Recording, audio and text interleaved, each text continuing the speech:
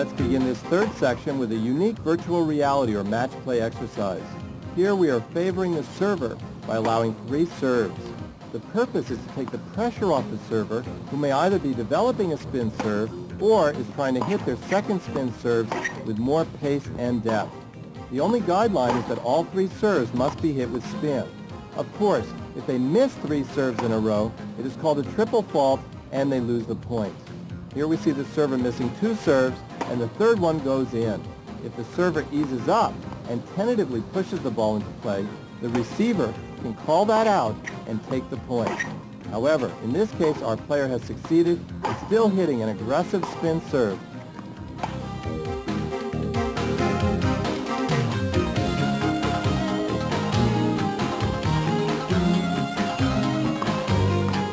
This next cooperation game can work for singles, although here we are demonstrating it with doubles. Again, the rules are simple, but force focus on one particular issue. In this case, hitting a consistent cross-court return of serve. As with normal play, if the server misses 2 serves in a row, they lose the point. However, the point does not start until the return of serve lands cross-court and in. As the players become more accomplished, you can allow the server's partner to move up to the center service line and even reach over it with their racket. If they can reach the ball and hit a winner, they have won the point. If they contact it and just get it into play, then the point is just played out. This exercise increases not only the concentration of the receiver, but will also significantly improve the consistency and placement of their returns cross-court.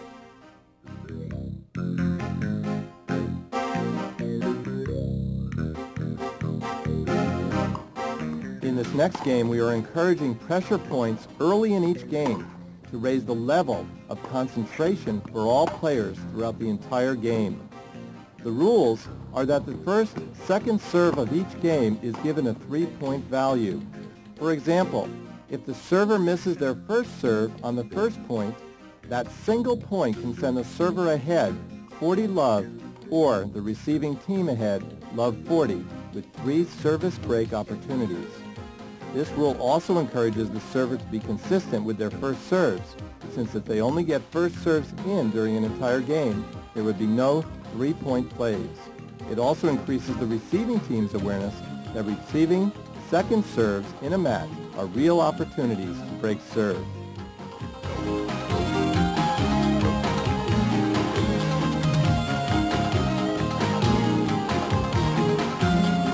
Now let's move to another match simulation drill which automatically places emphasis on attacking weak serves. Here, the rule adjustment which forces this behavior is simple. Just have the server serve underhand and allow them only 1 serve. Immediately you will see the receiver move inside the baseline and assume a much more confident, aggressive, and offensive posture. A secondary benefit is that it also forces the serving team to increase their concentration as well, since holding serve will be much more difficult.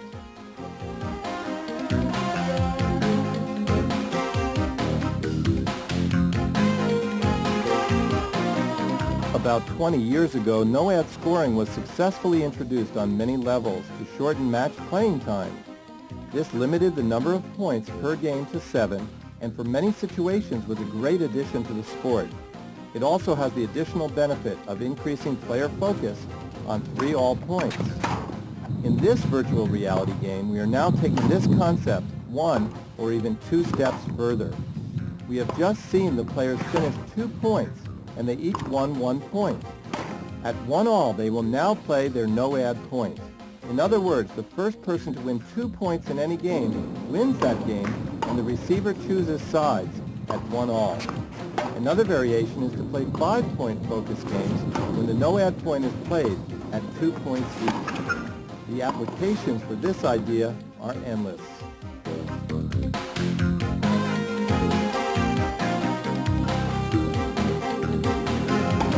Now let's watch the players work on the server's momentum. In this case, we are again making simple rule adjustments to guide players into the desired practice or focus pattern. Here the goal for the server is to put together a string of 3 winning service points in a row. When they accomplish that, they have won their service game. The receiver, on the other hand, is trying to extend the game and wear down the server. The receiver's goal is to make the server serve 15 points before they can win 3 points in a row. If the receiver succeeds, then they win the game and have a chance to serve themselves.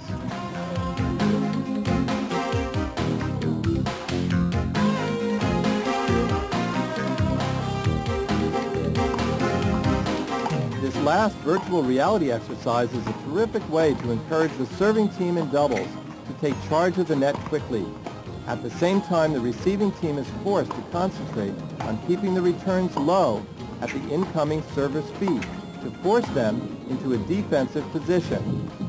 The rules are simple.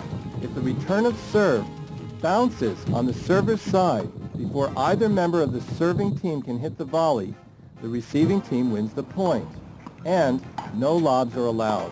The result is a very focused and competitive atmosphere with a lot of movement, since poaching is a tactic which the serving team will want to frequently employ.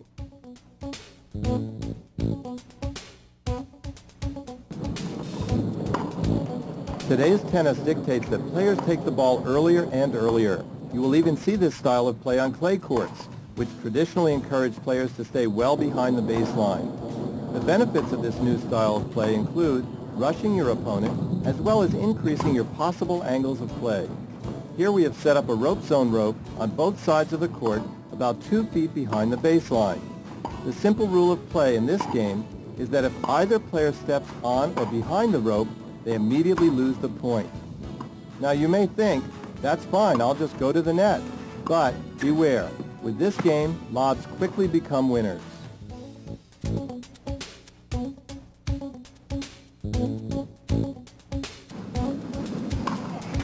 This next game uses the rope zone to isolate play in one specific area of the court. Here we see our 4 players competing in doubles with the rope zone set up to restrict play to within the middle of the court. When all angles are taken away, it becomes very interesting, since players are now hitting exclusively over the lowest portions of the net.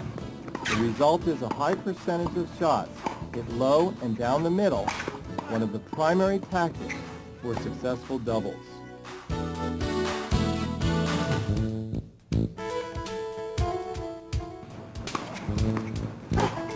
This next drill is only possible with the use of an air target, which is set up 3 to 4 feet over the net. Normal singles or doubles can be played with rules dictating that all balls must pass under the horizontal line, or, as I like to call it, through the air zone window.